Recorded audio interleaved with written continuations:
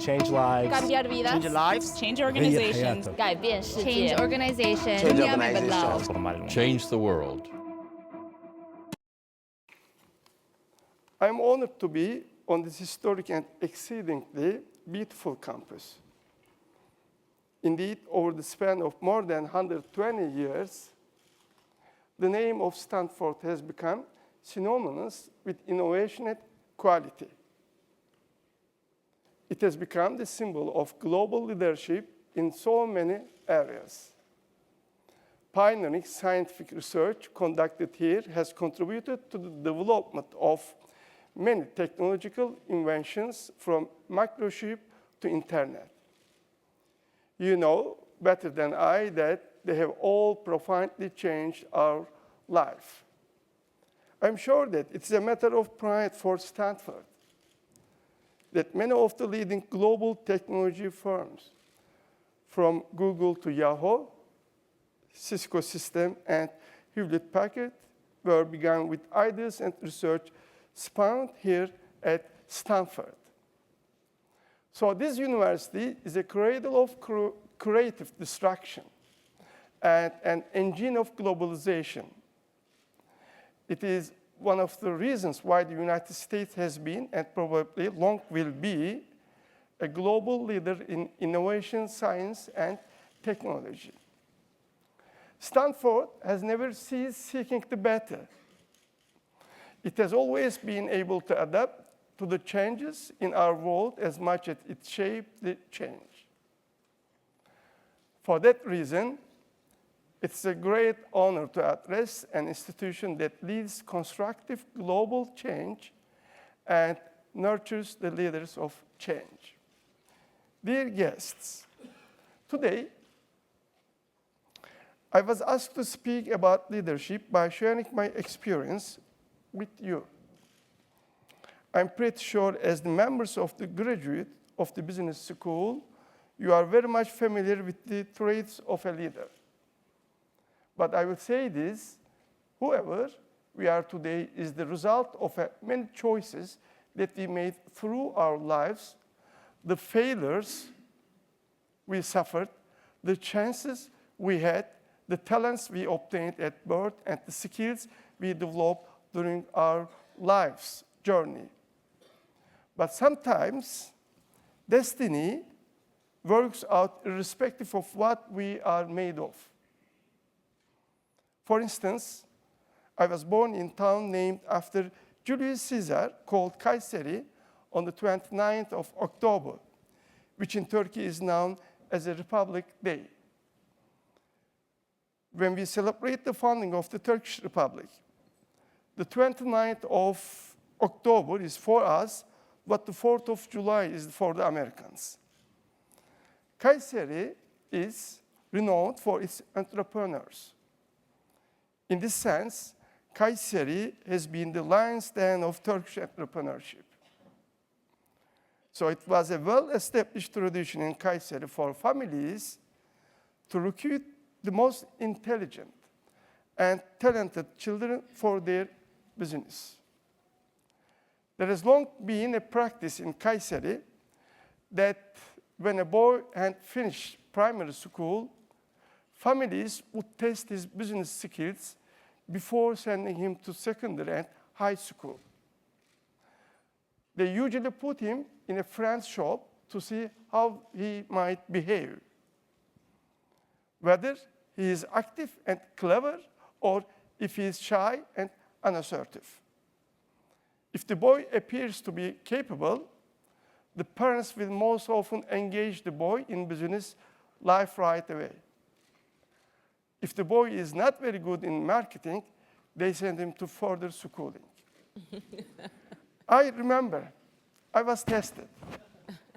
2, my grandfather's shop was very crowded in those years. And even on the street, there were crowds.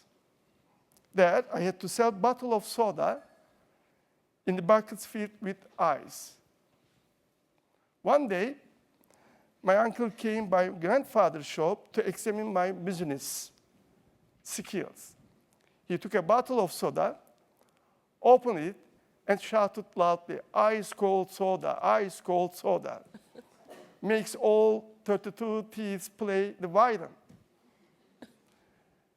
That is the saying it was, an effective marketing strategy in those days. With his powerful voice, my uncle got the attention of the people around the store and sold many sodas on the spot. Then he forced me to do the same. But I was too shy to shout like him and failed miserably in selling the sodas. Of course, that was the end of my business career. In that very failure would not have happened that day, most probably, I would not be the president of the Turkish Republic today. Of course, had I been successful in selling sodas, I would be much richer now. a lot like most of my fellow Kayseri businessmen. So the leadership sometimes comes out of failure. In fact, in our lives, failures are important because they leave us with difficult but viable choices. We draw lessons from our failures and work harder to succeed in our endeavor. For my part, I studied hard in school since I knew that education was the most efficient enabler for me to achieve a better life. Distinguished guests, good leaders must be sure also possess God-given traits.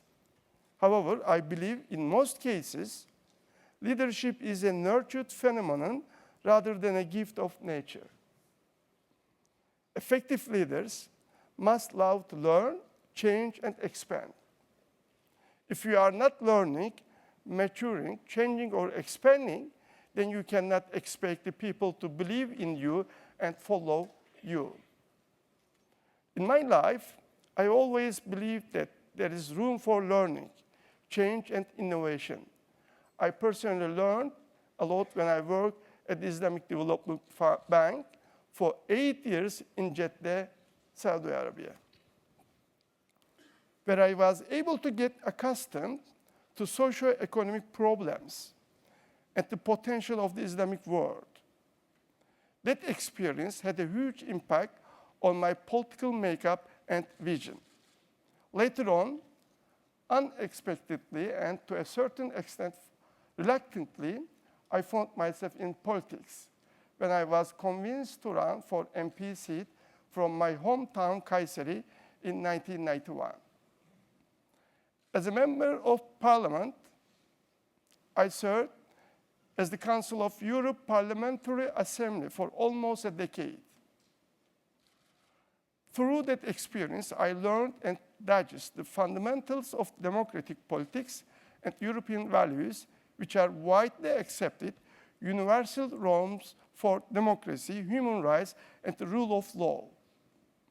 That again had an enormous effect on my political mindset and vision today. I'm sure you all must know the saying, to change the world, begin with yourselves. The unprecedented velocity of change has made one thing an absolute priority for today's decision makers: the ability to adapt to this dynamic global system. Today, as political leaders, we are faced with infinitely complex challenges with global ramifications. And in the face of today's fluid dynamics of global order, the role of leaders has gained equal and particular importance. Indeed, it is only through strong and visionary leadership that we can sail through these uncharted waters. In other words, this area is one that needs leaders too.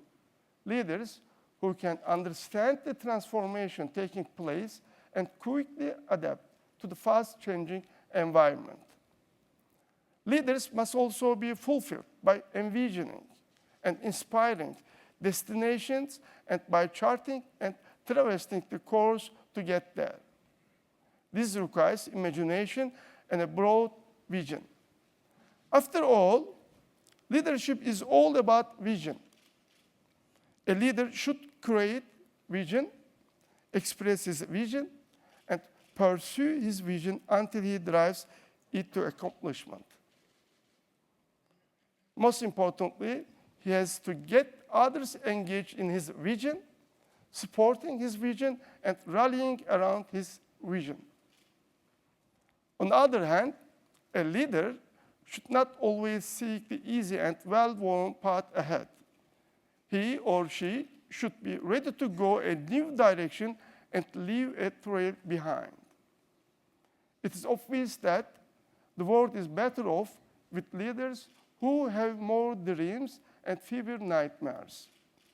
Among others, Martin Luther King's dreams in the midst of social nightmares helped make America what it is today.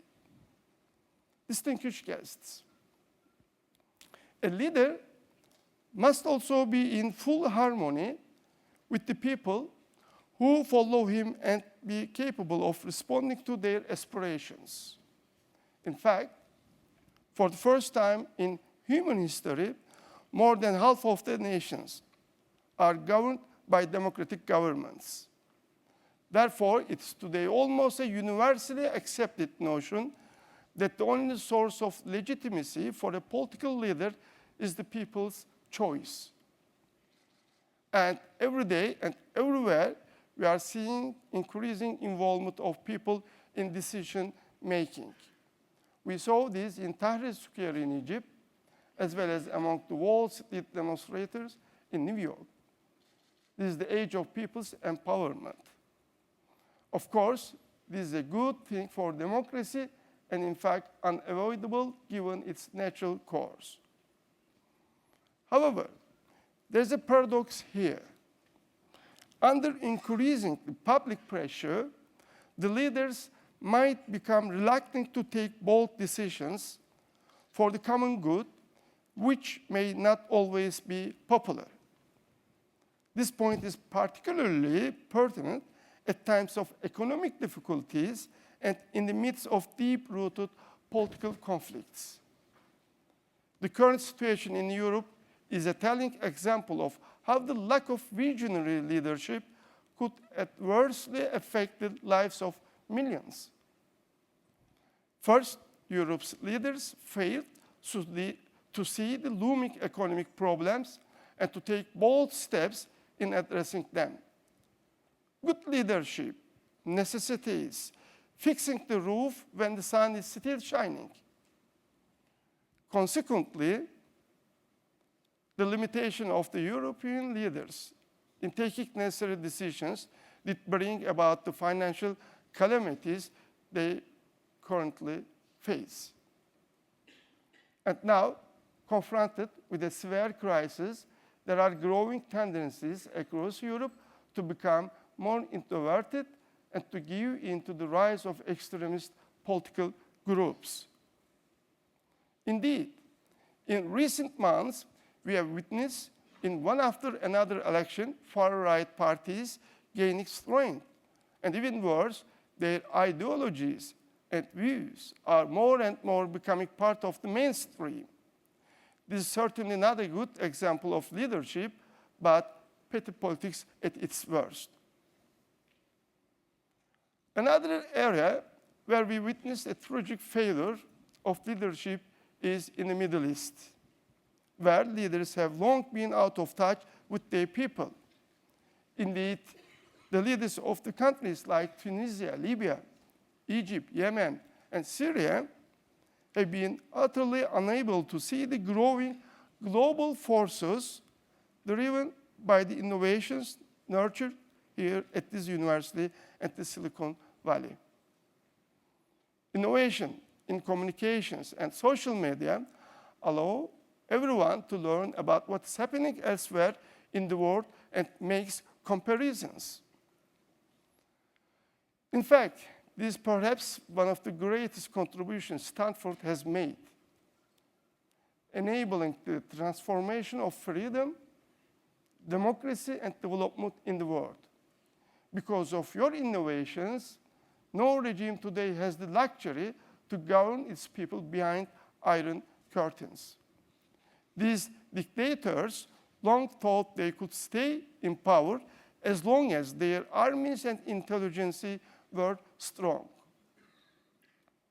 Even when citizens' revolts started, these leaders continued to follow the apparently universal manual of dictators and try to repress the people by sheer force. In my last letter to President Assad of Syria, last year in August, when the events could be handled at a relatively low humanitarian cost, I told him very clearly that people in the streets will not go away by ignorance or repression.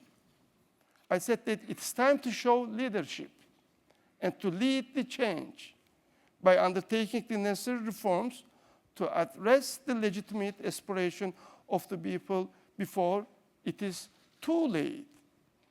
Unfortunately, today, scores of people dying in Syria nearly every day, and we see that everything is really too late, and they are doing something, they are too little. Distinguished guests, another important aspect of leadership is, of course, telling the truth at the right time, in the right place, no matter how inconvenient the truth is. When I ran for my party's leadership in the year 2000, I had to tell my fellow party members that the way we were conducting politics was anachronistic and irrelevant. Telling this truth was extremely risky at that time when the founding leader openly favored my rival, and it was the party tradition not to challenge the leader's choices.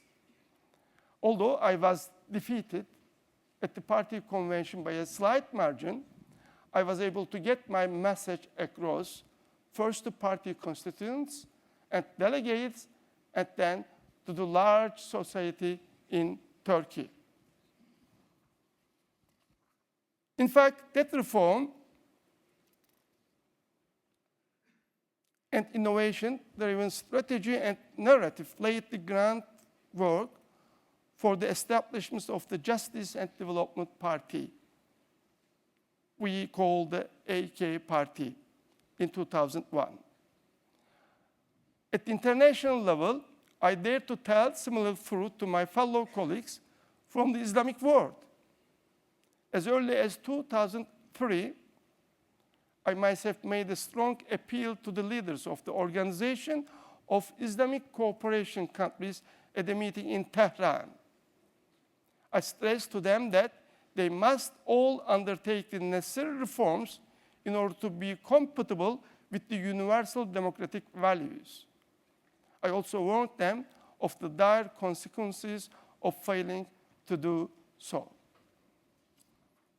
So for me, the Arab Spring was not a surprise at all, but just the replay of history and the long and the logical expression of the ultimate aspiration of the human beings. Ladies and gentlemen, a good leader has to be patient and prudent. However, sometimes a leader must take risks. And my own test with taking risks, of course, in foreign relations came especially when I visited Yerevan, the capital of Armenia, upon the invitation of the Armenian president. Ostensibly, the invitation was to attend a football match with the president. But it was much more than that for the leaders of two neighboring nations that had profound disagreements about our shared history. It was a risky move for domestic political consideration, and it might have been very risky for foreign policy implication as well. I went to Yerevan, marking the first ever visit of a Turkish president to Armenia. The reward I was expecting from this gesture was a mending of fences between our two nations. I still pursue this hope. Our mutual presidential visits will continue to be a symbol of hope for the normalization of Turkish and Armenian relations.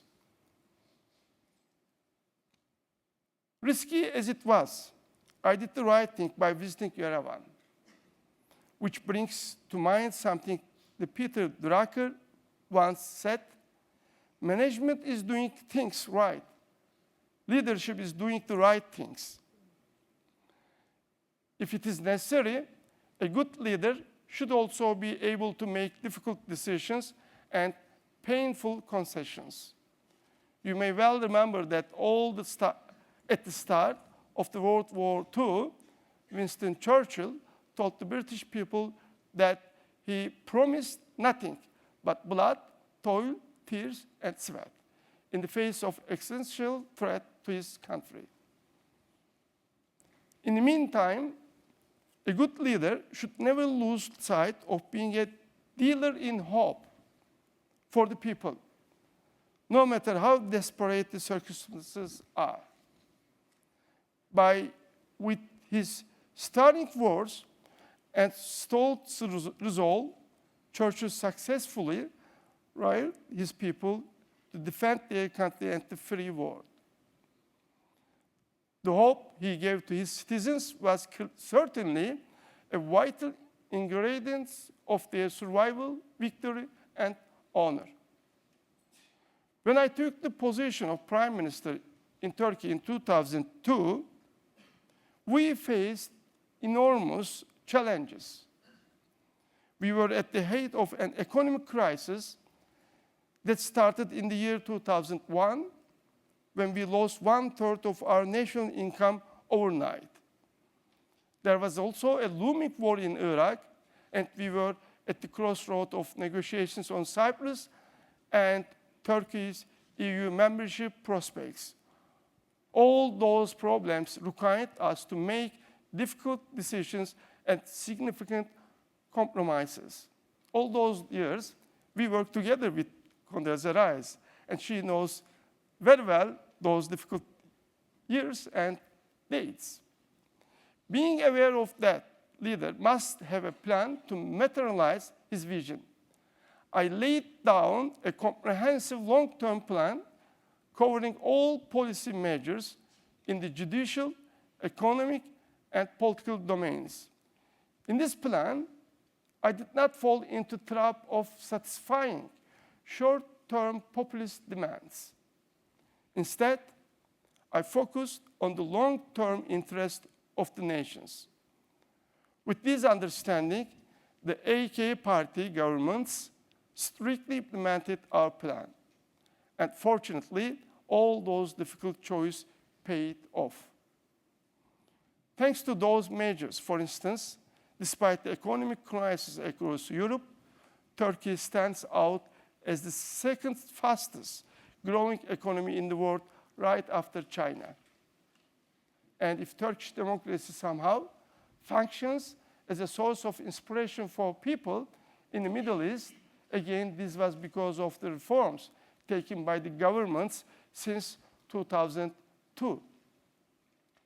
When we were taking these painful measures at the time, we were also giving hope to our nation for achieving better democracy, a well-functioning market economy, and an active and assertive foreign policy on all fronts. As a result of these reforms, Turkey today is more pluralistic, inclusive, and tolerant than ever before. That said, we are also aware that there is room for further improvement in the field of personal freedoms. As such, we are under no such illusion that our task is improving our democracy is over. A leader must have a fair and realistic assessment about the shortcomings of his country or organization. As the President of Turkey, I know very well that we still have a long way to go in broadening the liberties and strengthening the civilian pillars of our democracy. but there is widespread agreement across the spectrum in Turkey that we must further develop our democratic standards.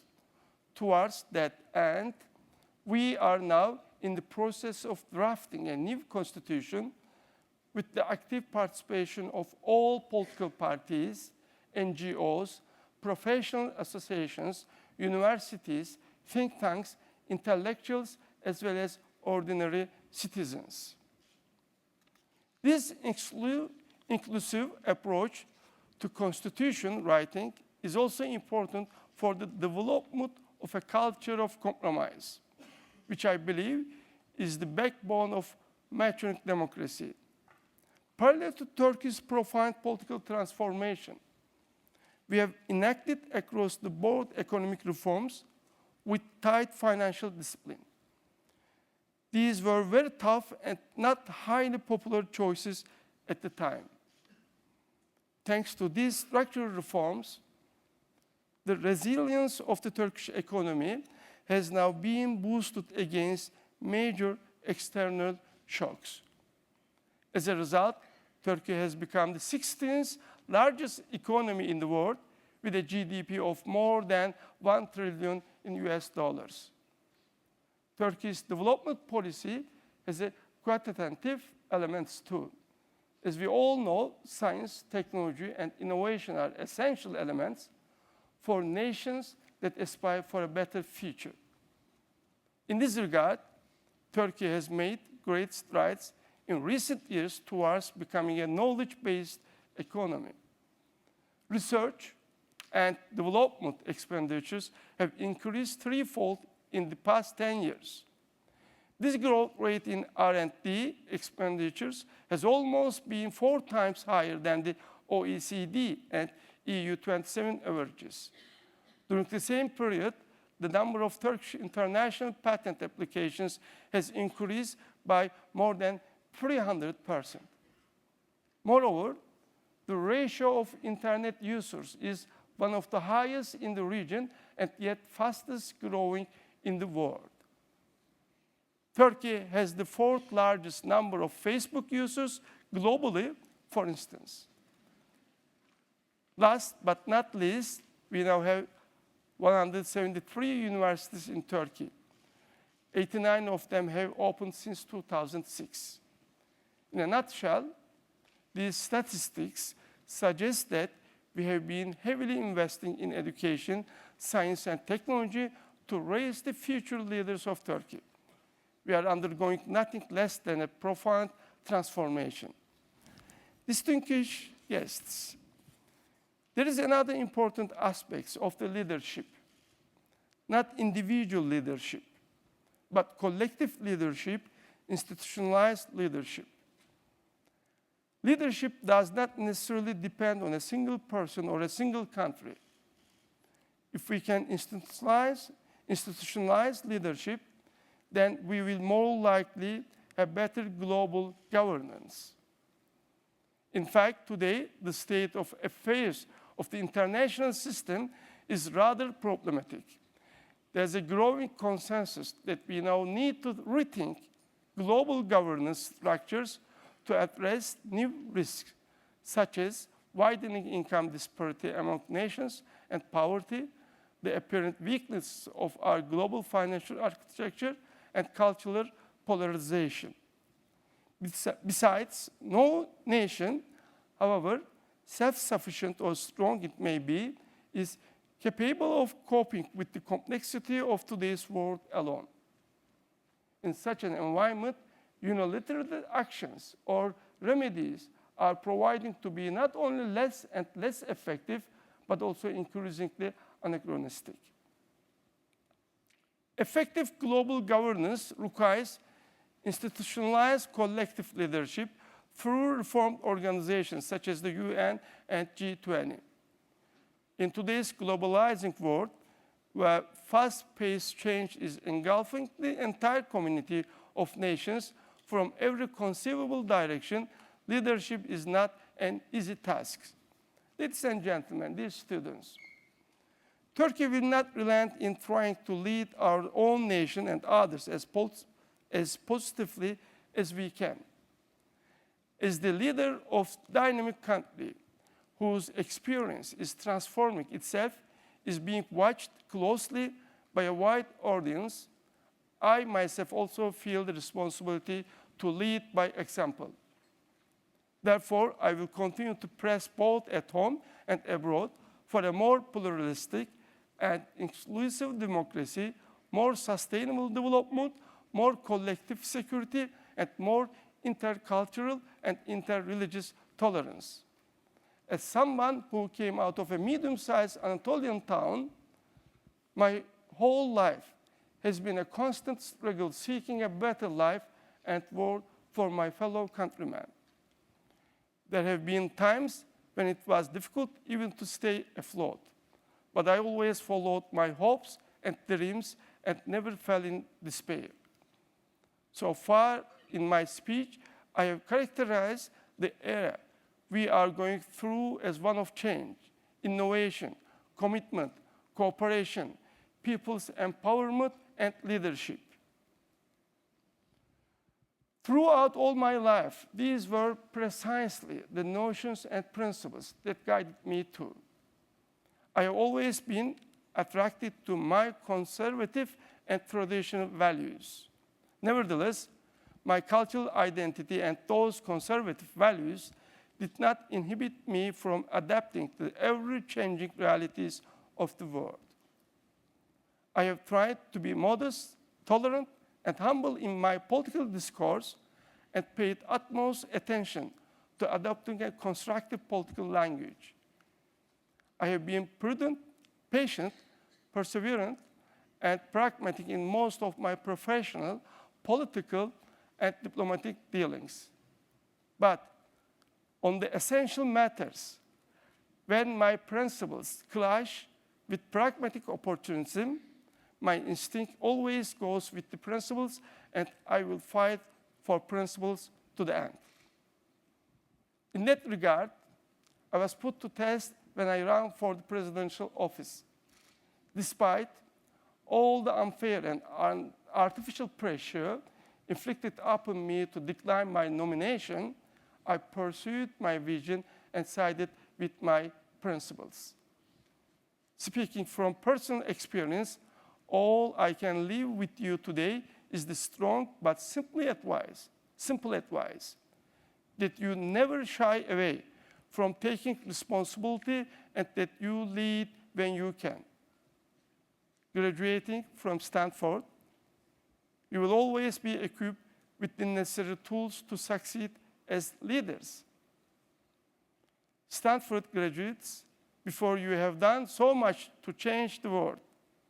However, we expect more from you in finding solutions to global problems such as poverty, global warming, energy security, and biological security.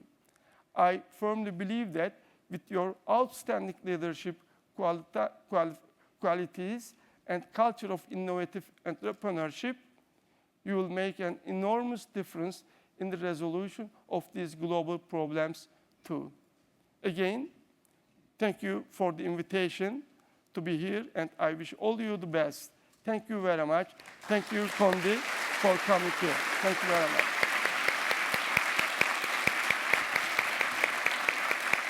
Thank you.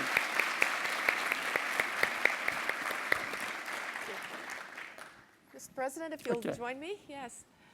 Well, thank you very much for that wonderful address about leadership, and you have given us both many opportunities to think about leadership and about the global picture. And so, if I may, I would like to start with a question of the global picture, and then we will open to our audience. Mr. President, Turkey is democratizing. The AK party is a party that is a party of values. It is an Islamist party, but within a democratic context. What would you say to those who say that it is not possible for there to be democracy within the Islamic world? What would you say to people who say that Egypt will have to choose between Islam and democracy? Conde, I know that there are some people that they think that Islam and democracy are contradictory. These two don't go together. But Turkey is denying this.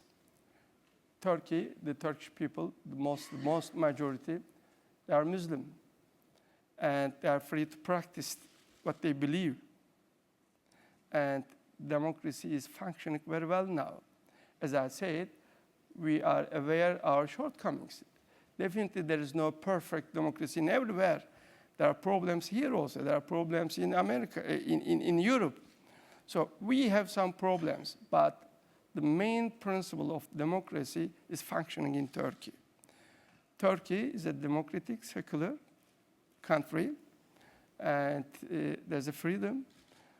As I said in my speech, particularly since 2002, we have been taking real reforms, political and economic reforms. We are shaping the country in a new times. So that's why Turkey became a source of inspiration for many other Muslims. They are questioning their leaders. They are saying that, look, Turkey is a Muslim country, and historically, that was the leading country in the Islamic world once. We inherited our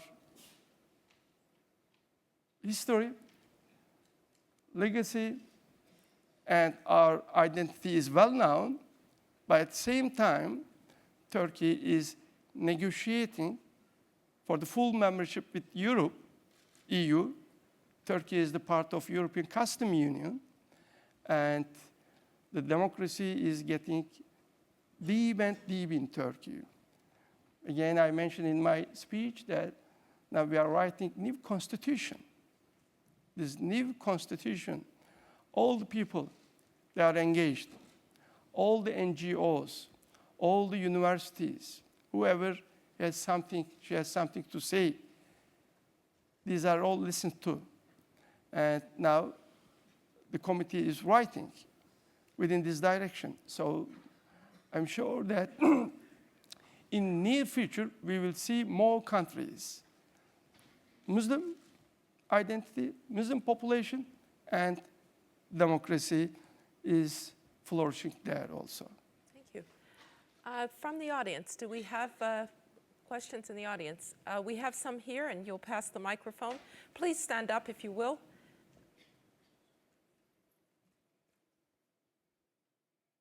Hi, Mr. President. My name is Marty Zach. I'm a sophomore and an undergraduate at Stanford.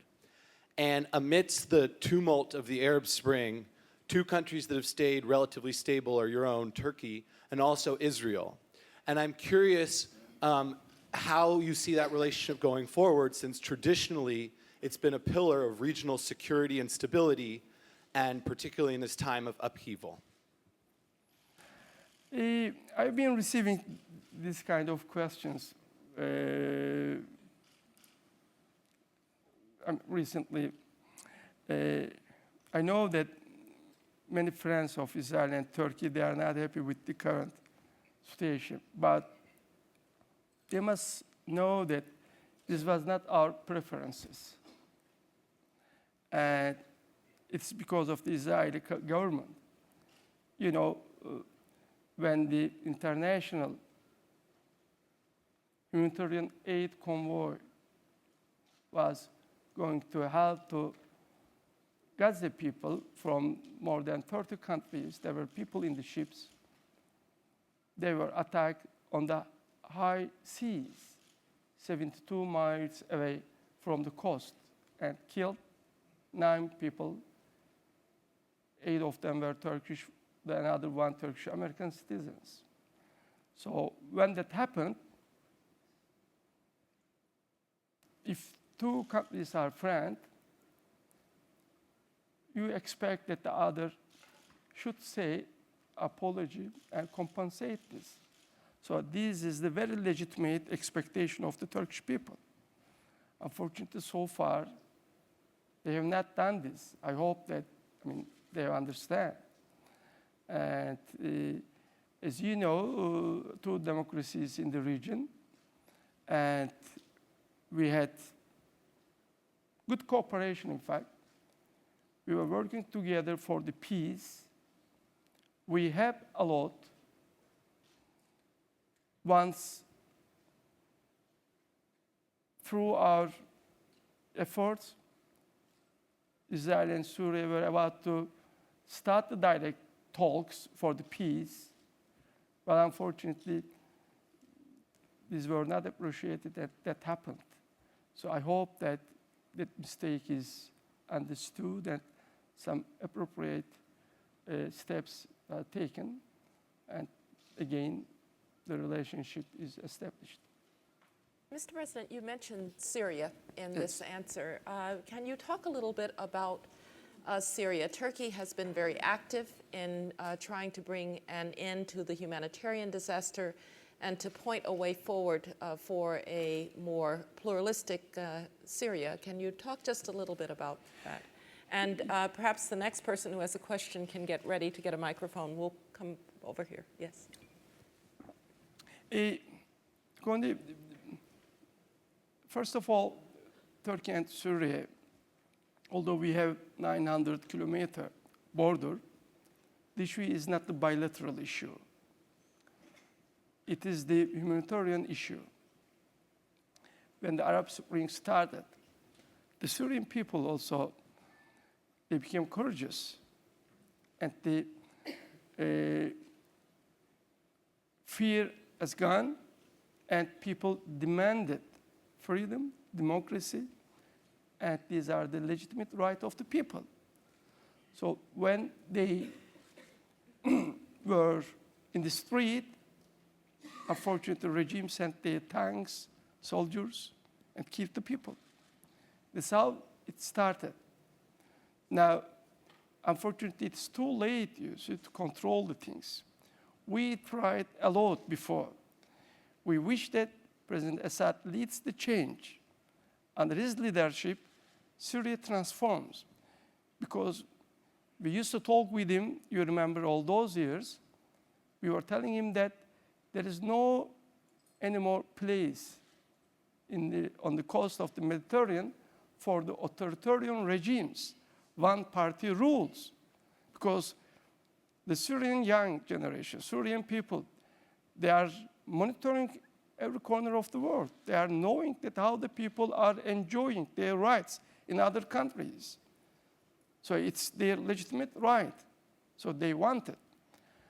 When you don't pay the attention, you don't listen to them and send soldiers, weapons, kills people, then of course they revolt. It's their right. So that's happening. You know, it's in the UN Security Council. There's a 6-point Annan plan there. We wish that that plan is fully, with all its aspects, it is implemented. If it is implemented, then that can be the way for the orderly transformation in Syria. As far as Turkey is concerned, since we are border, we have security problems. So far, we are hosting 25,000 refugees from Syria. And in any time, thousands might come to Turkey. This happened once during the first Gulf War in 1991. In 2 years, 500,000 people from northern Iraq, they had to run into Turkey when Saddam Hussein used chemical weapons in Kalepce. So there's a danger there. So therefore, we are more vigilant for democracy in our neighbor country. Thank you. Yes, right here. Sayın Cumhurbaşkanım, öncelikle tekrar hoş geldiniz. Sağ ol, teşekkür ederim. My name is Hassan, and I'm a first-year master's student at the IPS International Security Program. It was Immanuel Kant that dubbed international trade as one of the bases of perpetual peace. And a century and a half later, it was the Bretton Woods system that actually tried to attempt to bolster security and peace. In light of this and the changes of seismic magnitude in North America, in North Africa and the Middle East, how do you see the chances of Turkey tapping into its foreign trade credentials to set up some sort of a perpetual peace in the region? Thank you. You know, we have historical relationship with these countries. So always there's a sympathy towards Turkey there, particularly in North Africa, Maghreb countries. And when the move started, we made historical choice, and we said that we'll be together with the people. And this was also received very well by the people.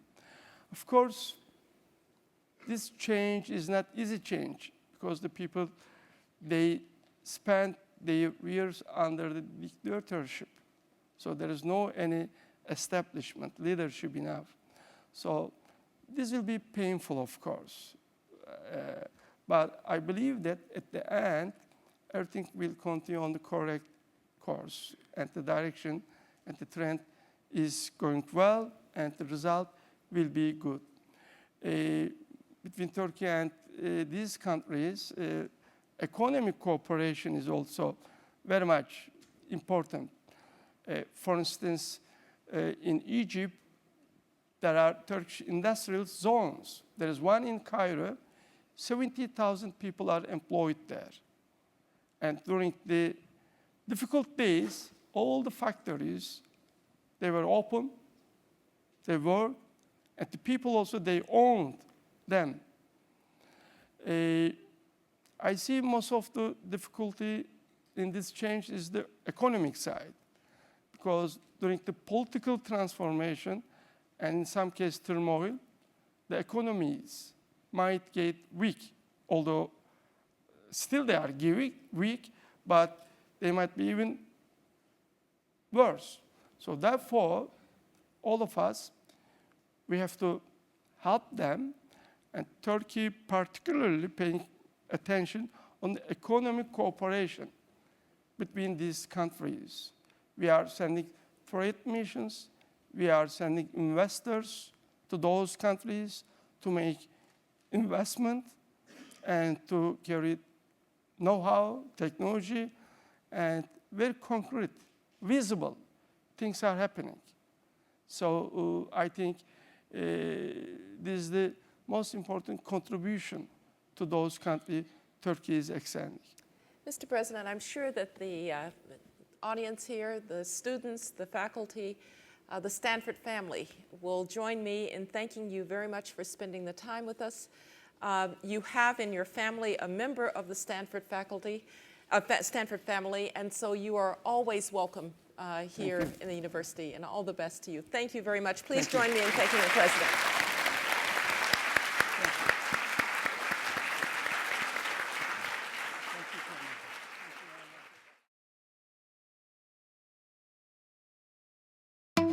Change lives. Cambiar vidas. Change lives. Change organizations. 改变 改变世界。 Change organization. Change organization. Change the world.